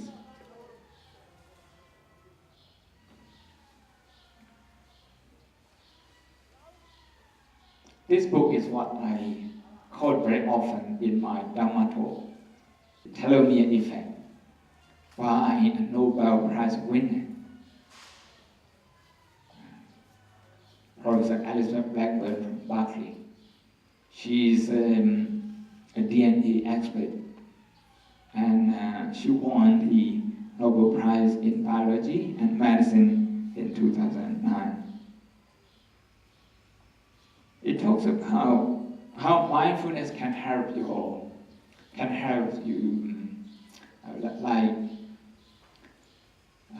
strengthening the health of your telomere. Telomere, as you know, is the end of your cell. If your cells live longer, then your overall health is good. If your telomere lives shorter, then you're likely to age quicker, maybe to live shorter. And she relates that, to stress that we have, and how do we manage that with mindfulness and meditation. One of the phrase that I really like from this book is that your cells are listening to your thoughts. Your cells are listening to your thoughts.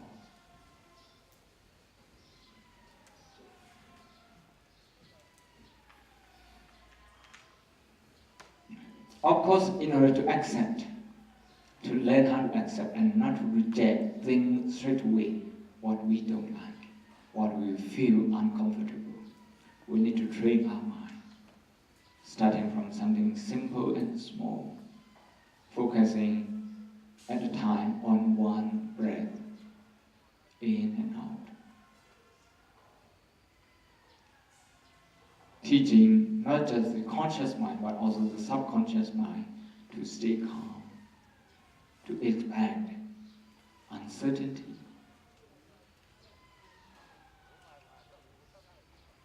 In psychology, we say subconscious mind is a child. So, to teach our subconscious mind, all the habits that we have, and fear is a habit, all of them, they exist in our subconscious mind. And we have to reach down to our subconscious mind so that we understand ourselves. The way to do that is the path called the middle path that we can construct using or accumulating 8 components.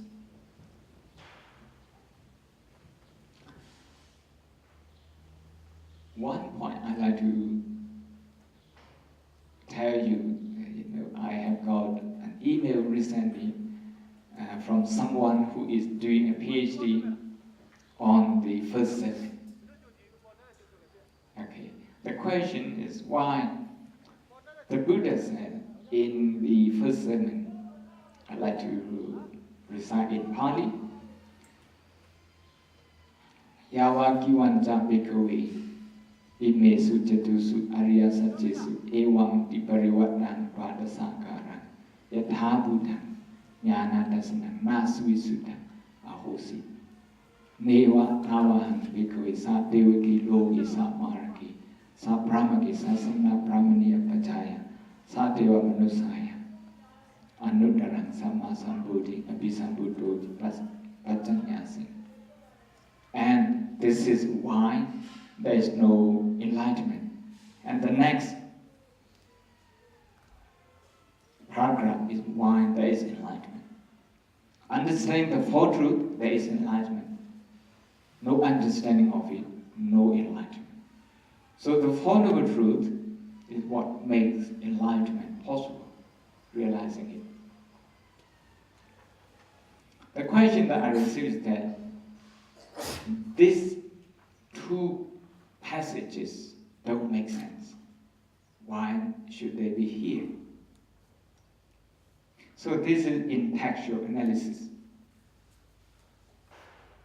If you study text, which we are going to do here at SSBU, you're going to read the text closely, carefully, from philosophical viewpoint, and also from historical viewpoint.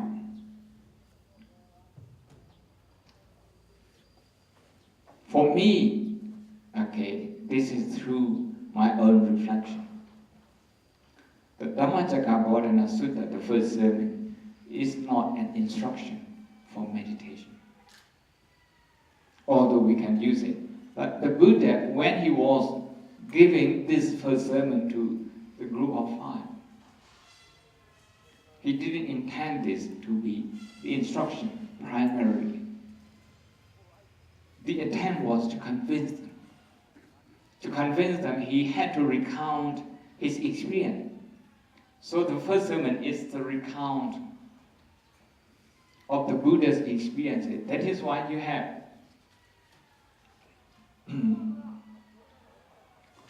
the 12 spokes. The 12 spoke in the wheel. The 12 spoke is more popular in Thailand. They have the yellow flag, 12. In Sri Lanka is 8 spoke, indicating the Noble Eightfold Path. In Myanmar, it's the 24 spokes. We don't directly have this in the text, in the first sermon. But you can see that the relationship between the first and second sermon is cause and effect. And we have extended this causality in many ways, including the Patana. This is a dissertation of Dean, Dr. Pyi Phyo Kyaw at King's College in London. The 24 conditionality, or the 24 ways of analyzing the relationship between cause and effect. Again, that captured the spirit of the first sermon. What we haven't seen is the wheel with 3 spokes. Because the Buddha talks about deep parivartana. You might as well, okay, have 3 spokes. The 3 spokes. The 3 spokes would indicate that the first one we have to know something as it is. The second we have to know what we have to do. What we have to do. But the third one is the assessment, the review that things have been done. In Pali, in the Atthakatha, in the commentary description, we call this Sajjajnana, Kijjajnana, and Gatajnana. So it's about knowing what is it. Knowing anger as dukkha, not as me, not as mine.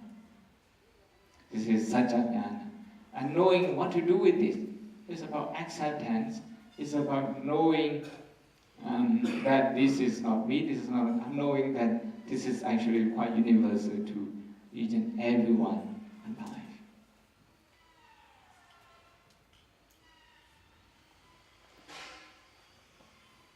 And whether our knowledge of this, our knowledge of anger, okay,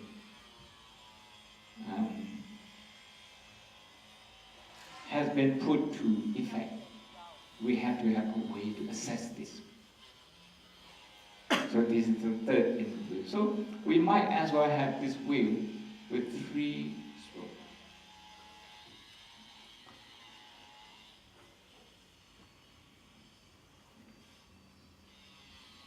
So my personal take is that the first sermon is not meditation instruction as the second sermon, like Nathalagna Sutta, which we are going to read tomorrow morning.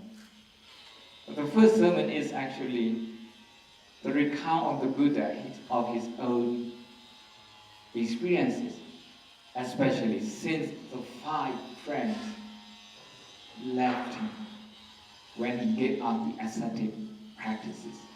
They were very disappointed with him because he gave up the self-torturous practices of starving yourself. They were very disappointed with this. You are not going to make it anymore. We know you're now going to be very luxurious. You're going to enjoy that life, aren't you? We have been waiting and waiting. We have invested a lot of our hope in you. And now you have betrayed us. Bitterly, they left him alone. They went to the deer park, as we know, and where this sermon, the first sermon, was later delivered. So the Buddha had a task to convince them, to persuade them. This is the teaching words pursuing.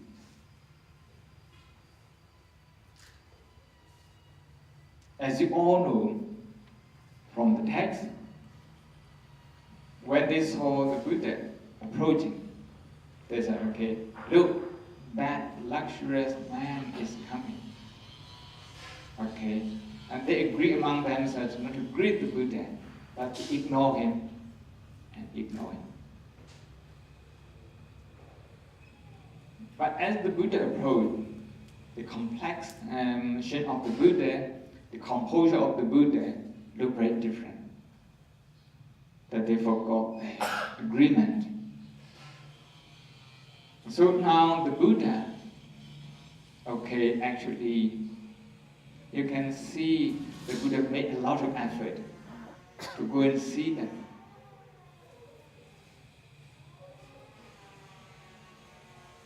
We asked students to come here at SSBU, but following the first sermon teaching, actually, these teachers should go and see where you are. You see? So the Buddha went to see them because he had a task to convince them. And the first sermon is about convincing them. Look, things work this way, and this is what I have done. Parinyātam, Pahinam, Sajjikatam, Bhavitam. You see? Convince them. Look, I have done this. So these are not meditation instruction policy as we know it. And you can compare this with the teaching of the Four Noble Truths in other suttas in the Tripitaka. Okay, only in this place that the Buddha talks about the 12 aspects of realization. Then why, okay, in conclusion, why the will chakra? What does it mean? This is just a symbolism. If you go back in time, we didn't settle, permanently in one place. Instead, we roamed around, and we didn't know how to cultivate our food, how to grow our food, and we didn't know how to make use of animals. We didn't have advanced tools in our hand. Today, a lot of technology has been advanced. The first sign of that is the invention of this wheel. This is the symbol of transport, because people have settled in one place and you have started growing food, so you have some surplus of what you have grown. But you need what the other people have grown, and you need to exchange what we call barter system in economics. What do you need then? You need to transport your food to those people and to bring the food they grow back to your place. So you need transport. So one of the first human invention, advanced technology, is the invention of wheel. Of course, you can read this in civilization, in history. So the Buddha was using the most advanced technology in his time to demonstrate his Dhamma, his teaching. The will is transport. The teaching of the Buddha Dhamma is a transport. When I have anger, I need a place. I need to go to a place where there is no anger. Not in time and space. Because the Dhamma, transcends time and space, agaliku. But internally, within my mind,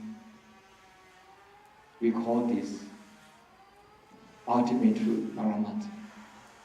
That doesn't take into consideration the function of time and space. And to travel this, what I need a path. And this path is not a physical path like this, but a path created with 8 qualities: right view, right understanding, right thinking, right mindfulness, and so on. With them put together, once I have got a path in my mind, in my heart. Now, whenever there is anger in my mind, I know where to travel from anger to the cessation of anger, from confusion to the cessation of confusion, from conflict to the conflict-free area. That is why the Buddha used the word magga, the path, the journey. And to travel that journey, we need this transport. In other places, the Buddha compared his teaching to a raft to cross over the shore to the other shore.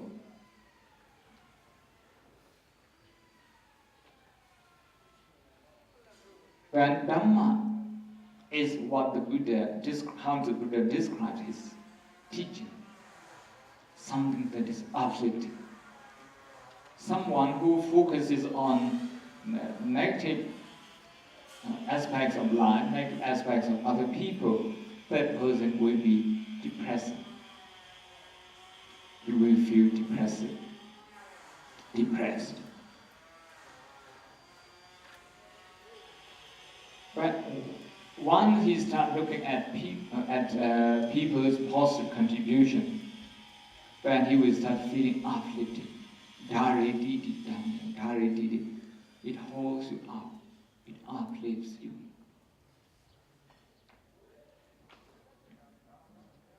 The chakra, the wheel, is a metaphor. Through it, the Buddha carries his message to the audience. Upamaya miti kachi atang jananti pandita. The wise use metaphor to convince the meaning of what they want to say. So the Buddha uses a metaphor, the wheel, chakra. They also say chakra is a moving thing. That is why we have the word pavatana, turning. The path, potential, in theory, is here in my heart.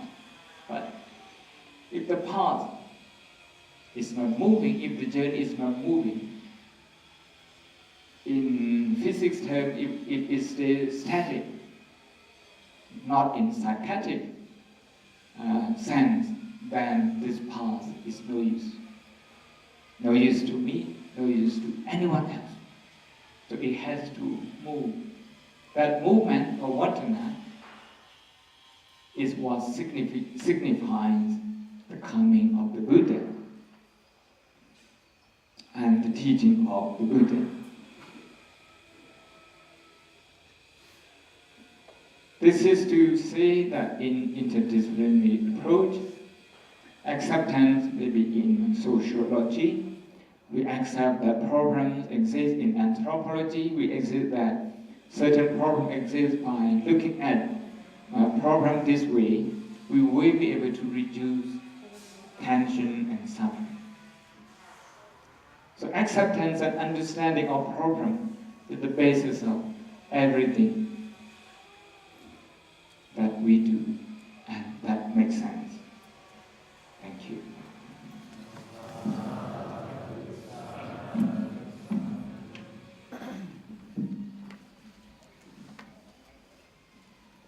Thank you very much, Venerable, the Rector of the SSBU, for, I would say, a very wonderful inaugural lecture, using the first sermon and also the very first time in the historical events of the SSBU.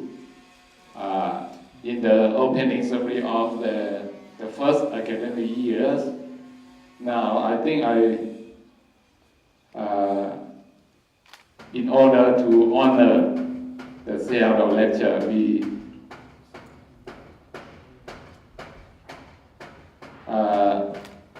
because the Seattle will continue going on the lecture, so we will have no questions.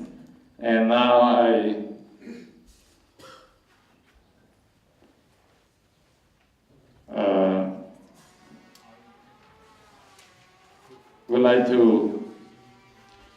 would like to remind the students after this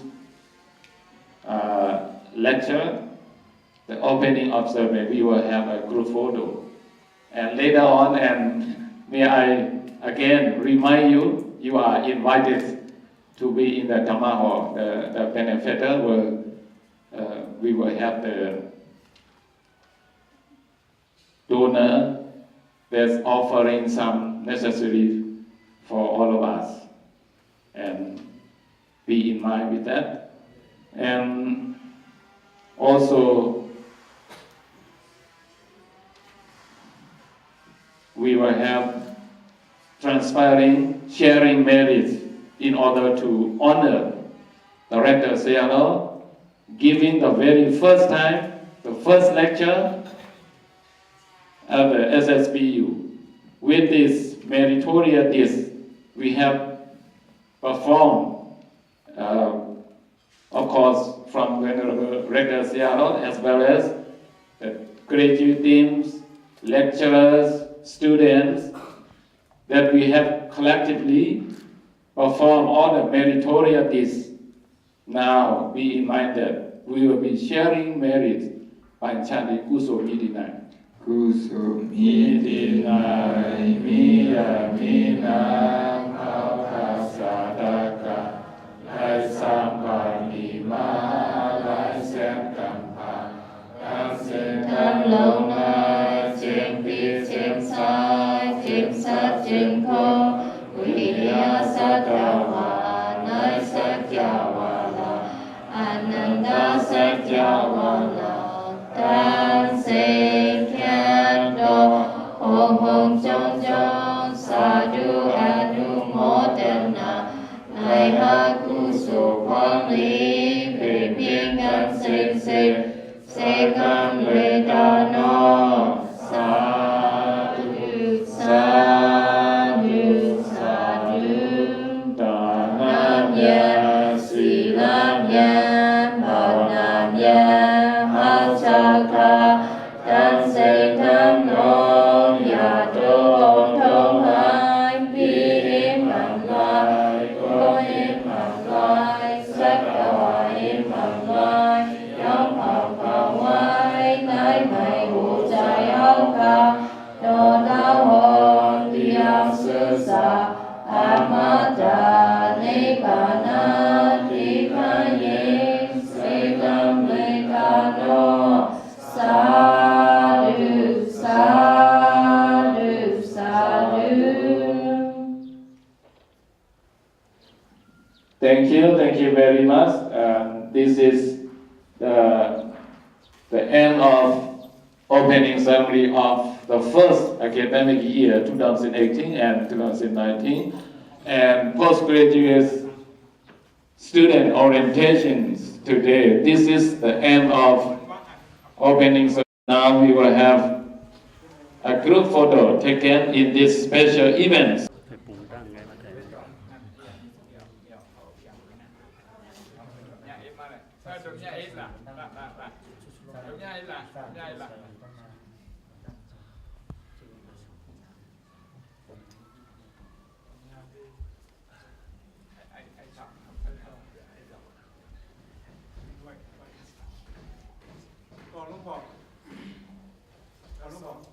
Có lúc thao phò mà.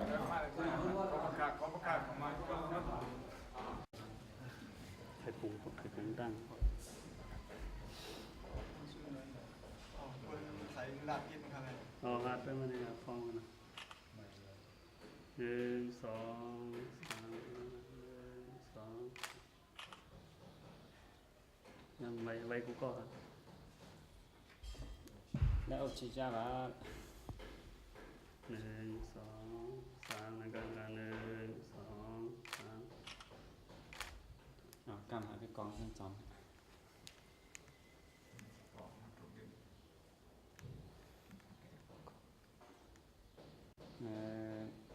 One, two, three. One more time. 1, 2,